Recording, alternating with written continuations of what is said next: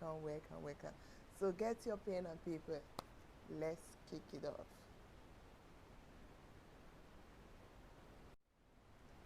Okay, this video is a continuation of our last operation research, and today we are going to go deeper into some other methods of solving a transportation problem. Let's go. Today in my lesson, we are going to be looking at transportation problem, okay? How you can solve it using row minima method. So get your pen and paper, let's do it together. Okay, I'm going to be using this example to guide us on how you can solve transportation problem using a row minima method.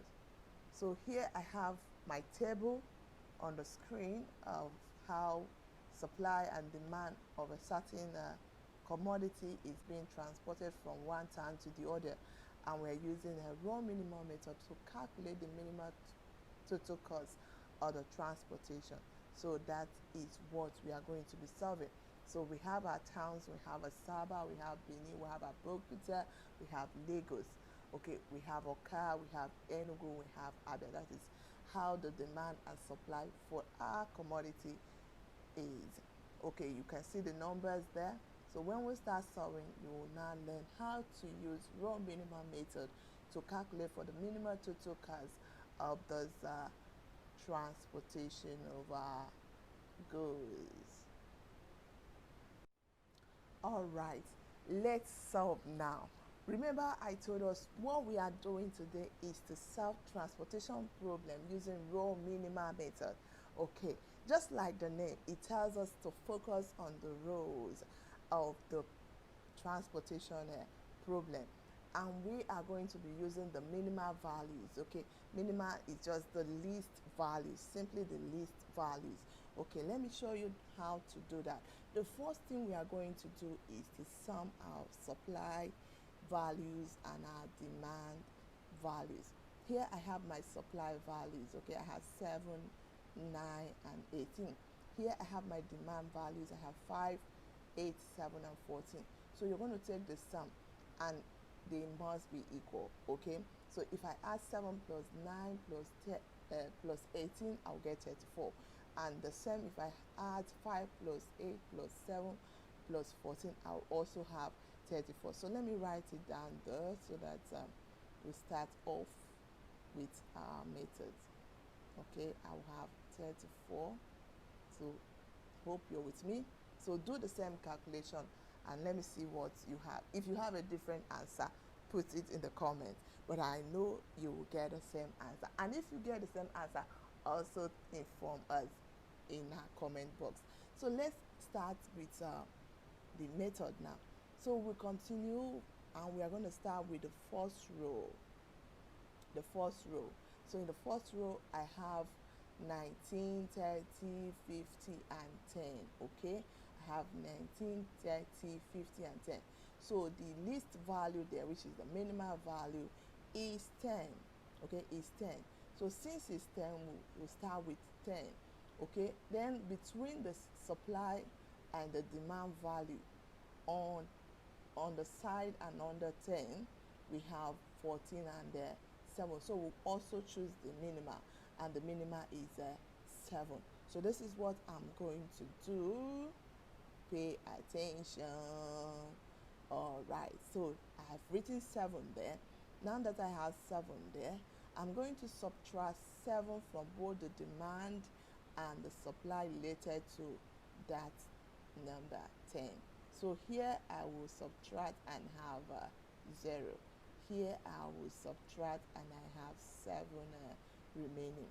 Okay, so that is it for that. And since the row is now 0, that is, we are having 0 here, we will move straight to the next row. Okay, the next row. If it has something, maybe we have remainder, we would have continued until we exhaust all the numbers. Okay, all the values. But here we have subtracted and we have 0, so we'll move straight to the next row. Okay, we'll also look at for the minimal value in the next row. So I have 70, I have 30, I have 40, has 60. The least is 30. The least is 30. And now I'm going to check out the demand and the supply. Which one is the least? The least is the demand and it is 8. So I'm going to also do the same thing here. Put 8 here. Look it out. Okay. So here I have 8 now. So I'm going to subtract 8 from demand and the supply. So if I subtract 8 here, it will give me 0. Okay. If I subtract 8 here, I will get 1.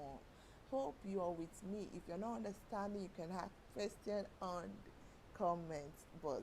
Okay. Just drop your question in the comment box and I will attend to that if you are not understanding. So we are yet to finish the number. So in here we have 1 remaining on that same row. Okay, we have 1, so we need to exhaust it. Okay, even though we are through with that of demand is now 0, but since the row is still not 0, we'll continue on to get it. Remember, we are solving with row minima method. So which other number is the least after 30? We have 40. Okay, we have 40, so we'll go to 40 and then check what to do.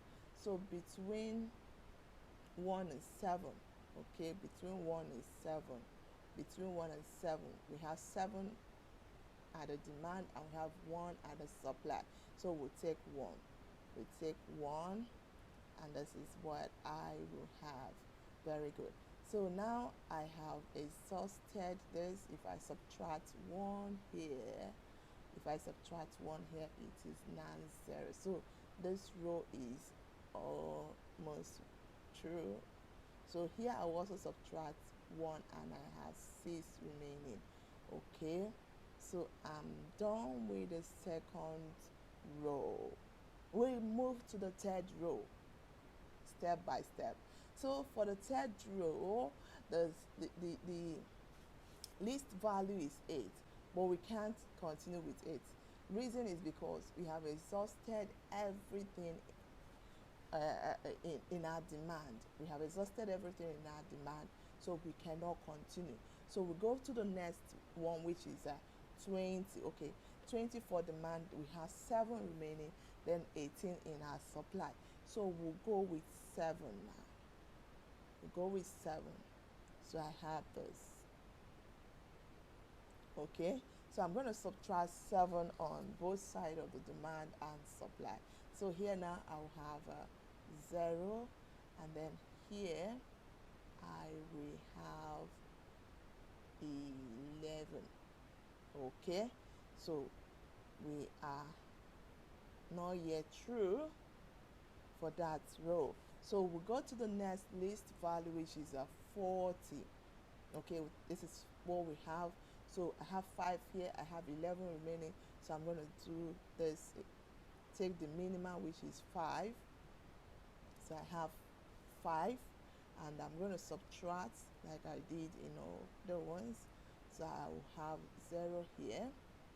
Okay, for this one I will have 6 remaining. Hope that is clear. You subtract 5 from 11, you have 6 remaining.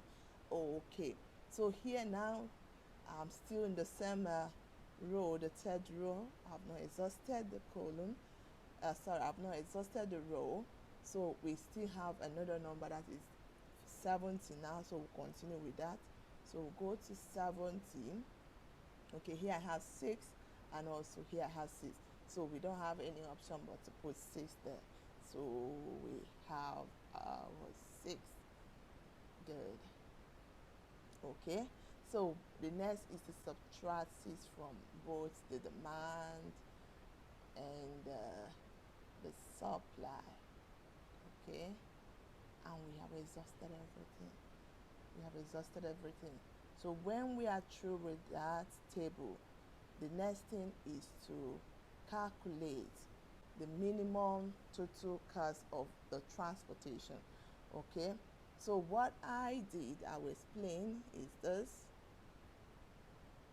Okay, for this 10 now, I'll multiply it by 7. This is it.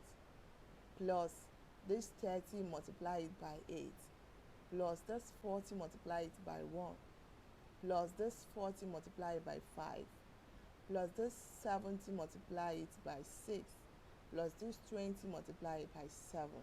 Now if I multiply this, I have 70, this will give me 240, this will give me 40, this will give me 200, this will give me 420, and this will give me 110.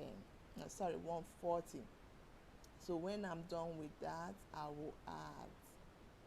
Now if I add, I will have 1,110 in naira. We are Nigerians. So in naira, that is the minimum total cost of our transportation for this transportation problem. Try it, drop your comments. Thank you, thank you, thank you, thank you. Thanks for listening. Bye bye.